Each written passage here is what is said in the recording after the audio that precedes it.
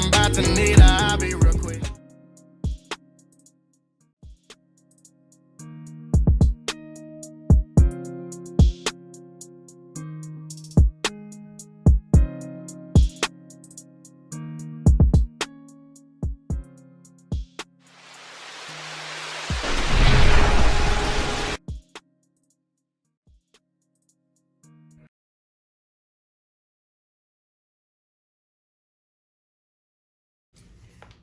Hi guys, this is Carolina Diamond, Epiphany of Change. I am Dr. Rogers. Welcome to my channel.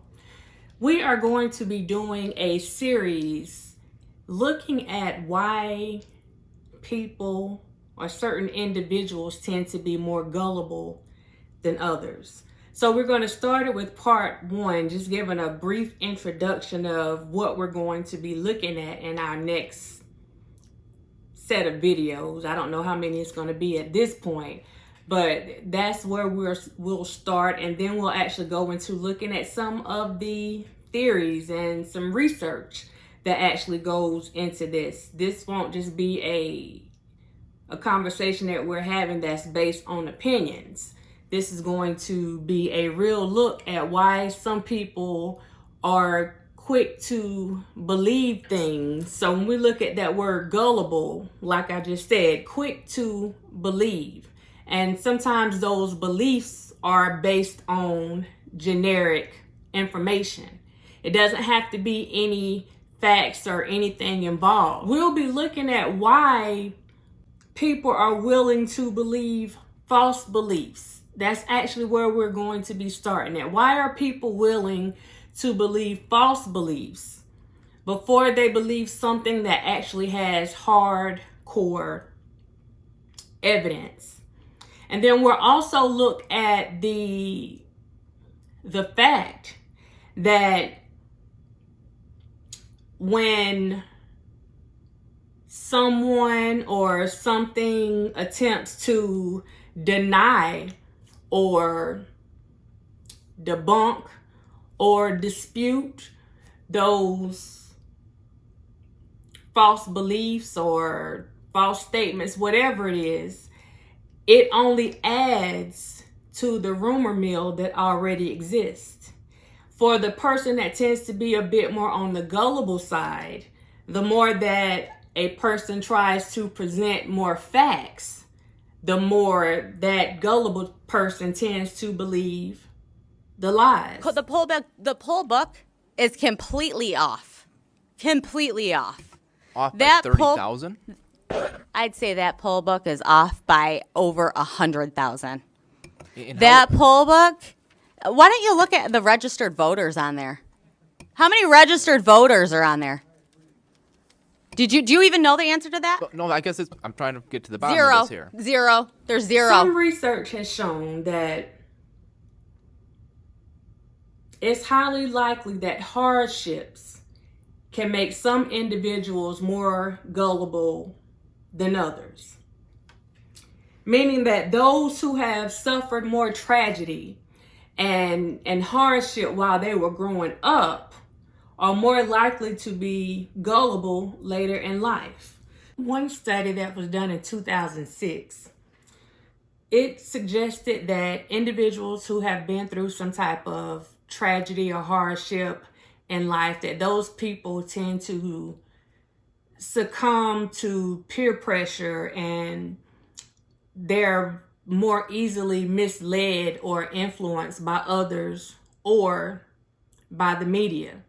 Some of these adverse experiences or trauma could be things such as personal illnesses, injury, parental divorce, death of a loved one, difficulties at work, bullying at school, being a victim of crime. There are several different things that a person could possibly go through that plays a part or has an impact on their ability to filter through certain things.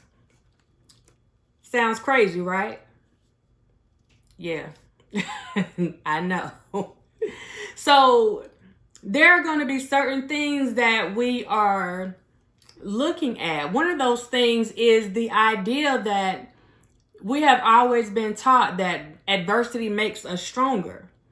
Well, according to certain studies, for many individuals, diversity often makes some people more likely to be gullible in certain situations because it makes them question their thoughts. It makes them question their own judgment. Now, that's something that you're not usually told every day. So what I am going to give you is just a few little jewels, a couple little things to ponder on as we look at people's ability to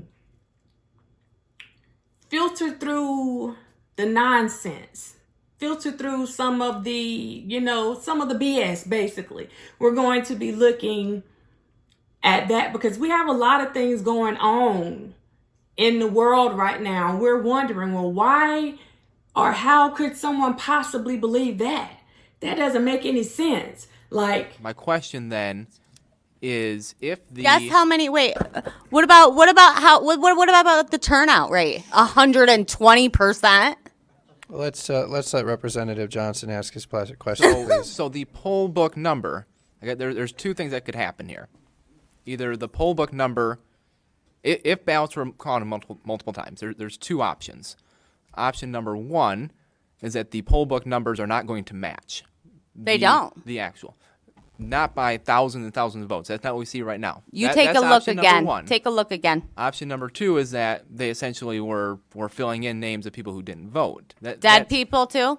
So is that? Let's I guess, let is that Representative Johnson ask his question, and then when I he's thought that done, was his answer. Okay. Well, I guess that's my question here is why we're not seeing the poll book off by 30,000 votes.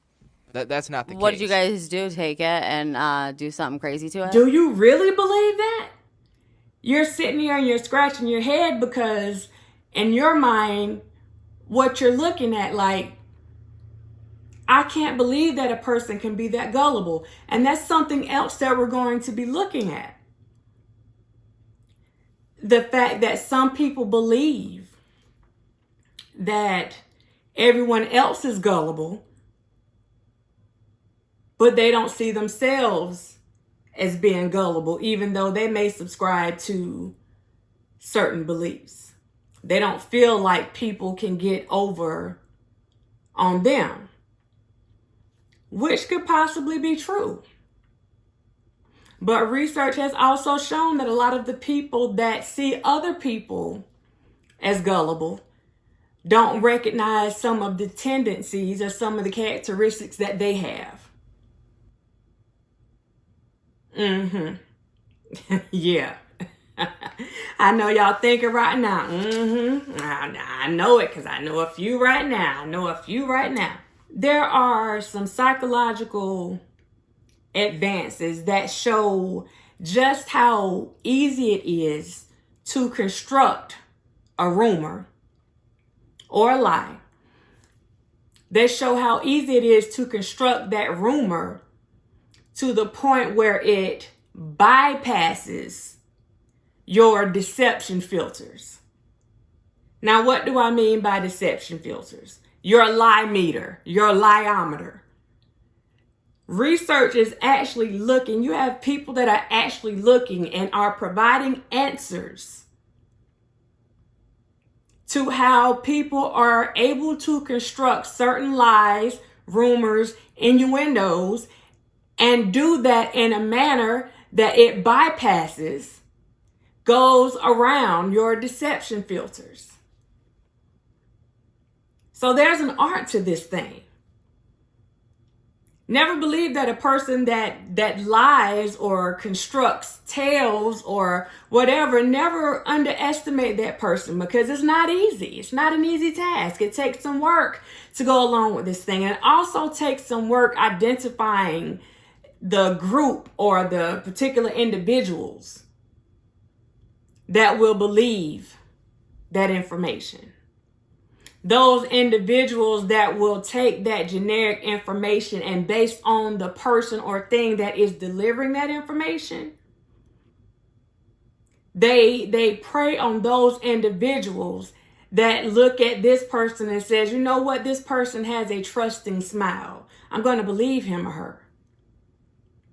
This person sounds very well read, very well educated. I can believe him or her. Yeah, we're going to look at those things. Because we all know that, well, maybe we don't. Let me take that back. Now, before we go all the way into this thing, like I said, today is merely an introduction just to let you guys know what we are going to be doing. And we're going to dig deep in this thing. We are really going to dig deep because I know that there are a lot of people, because I've heard the conversations. I've looked at it myself like, are you serious? But it's actually like it's a rhetorical question because I know what the answer is to it already. And I'm pretty sure some of you guys have some kind of idea about what the answer is, but you still ask yourself that question, like how? What? When? Why? Like, really?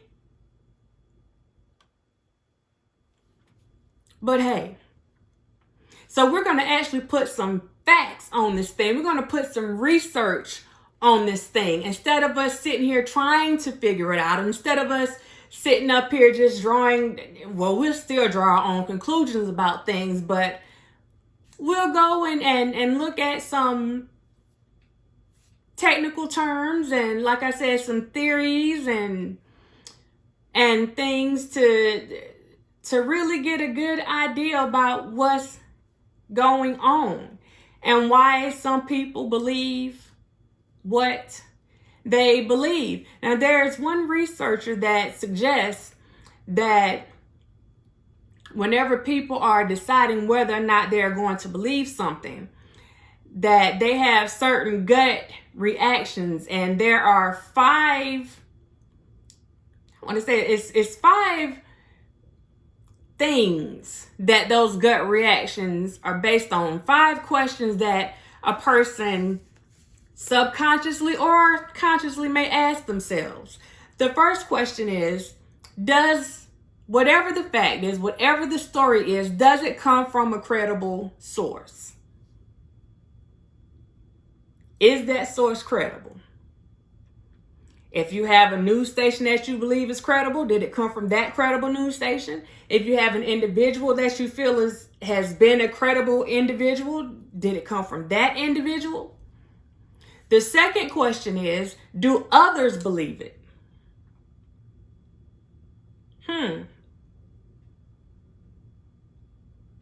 Think about that. Do others believe it? Whatever the story is, do other people believe it?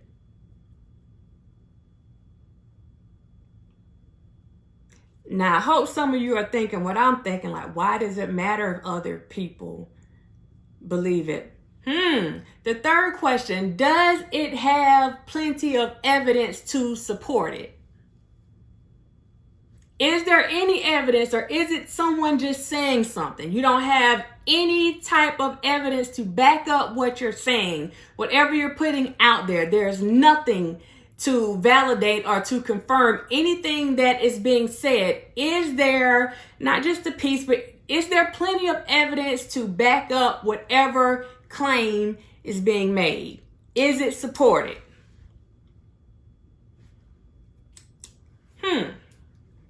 The next question is it compatible with what you believe? Does it go along with what you already believe? That makes a difference. And the last thing is, does it tell a good story?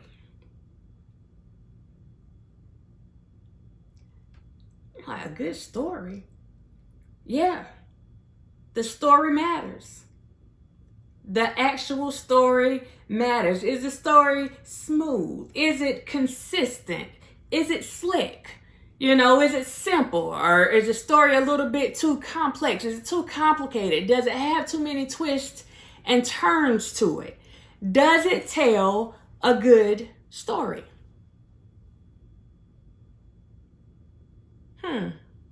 Now, the crazy thing is we may look at these 5, one or all of these questions whenever we're determining whether or not we're going to believe something. And the fact of the matter is that with any one of these questions, any one of them, they can easily be swayed by frivolous details or frivolous information that have absolutely nothing to do with the story that is being told. You know, that generic stuff. Just frivolous stuff that has absolutely nothing to do with it. It can sway your decision making. It can sway your judgment. It can determine whether or not you believe something that is a complete and utter falsehood. Let me stop being nice. A complete and utter lie. Just a lie. It plays a part in that. So we're going to be looking at something called cognitive fluency. Remember I said something about that story, whether or not it sounds good. Does it flow? You know, does it seem coherent? Is it simple to imagine? Can you picture it? I didn't ask you if it was true. Can you picture it? Is it something that you can visualize? Is it smooth? Easy to understand? Does it come from a person that you feel that you can relate to? Just fluent. Cognitively, that is. So that's one of the things that we are going to be looking at. And we will be looking at some other things, but that's where we'll be starting off the next time, along with sticky nuggets. And I know you guys are like, Dr. Rogers, what are you talking about? Well, that is the point of doing this series, so that we can try to get to the point where we're not easily duped.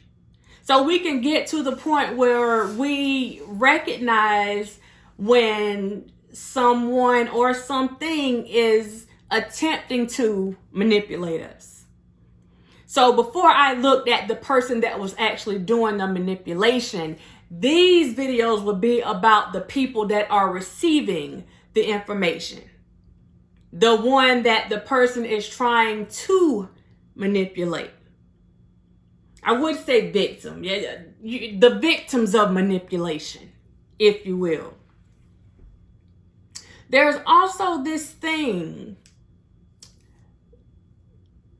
that some researchers call cognitive misers. These individuals, and I'm not going to go deep into this, I'm just touching on a few things, just letting you know where we'll be going with this thing. But these individuals, in order to save time and energy, and just because they are flat out lazy and they don't feel like using their brain, these individuals will tend to use their intuition over analysis. Now, don't get me wrong. We always say trust your intuition, but you have to make sure that your mind is in the right place as well. So sometimes where you go with just, well, this is what I believe it is. This is what my intuition said. This is what it is.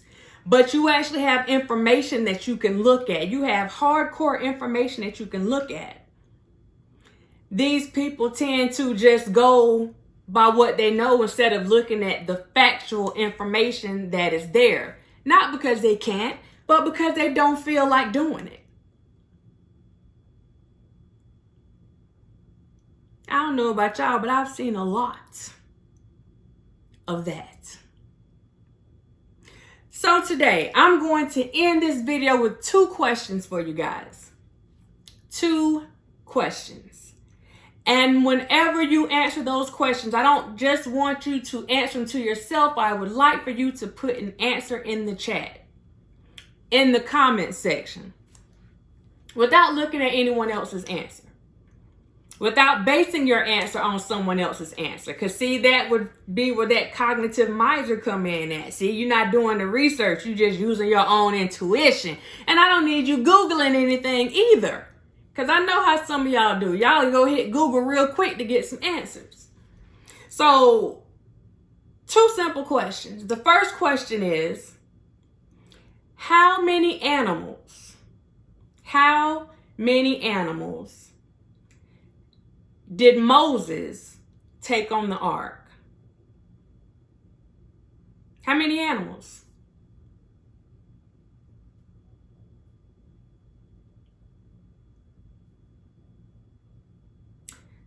The second question is, let's just go with that first question for now. So if you didn't get the question, just go back and, just run the video back to get the question. And I want you to put your answers in the comment section of this video. So we're going to get this whole series. We're going to get it started. We're going to get it popping. We are going to figure out why are there some people that just seem to take the gullible thing to another level. We're going to look at it and we're going to talk about it. We're definitely going to do that. So, if you guys haven't already liked this video, please like this video. And you may want to go ahead and subscribe and turn those notifications on so that you can follow this, because this is going to be very interactive. But I know you guys would like to know, why in the world do they believe this stuff? Like, who does that? Well, let me help you answer that question. So make sure you click the like button. Make sure you subscribe so that you can get the notifications and be involved. The next video is probably going to be live. I haven't made up my mind yet. So make sure that you subscribe and hit that notification bell. Finally, if you would like to become a member of this channel, then click that join button and become a certified dime today and get access to things that other people just don't get access to. Maybe the dimes will have the answers to some of these questions before anybody else will.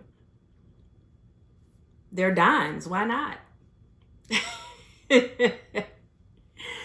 All right, guys, I challenge you to go ahead and start thinking about this thing. Why are some people more gullible than others? We'll continue this discussion on our next video, and I'll see you next time. Bye.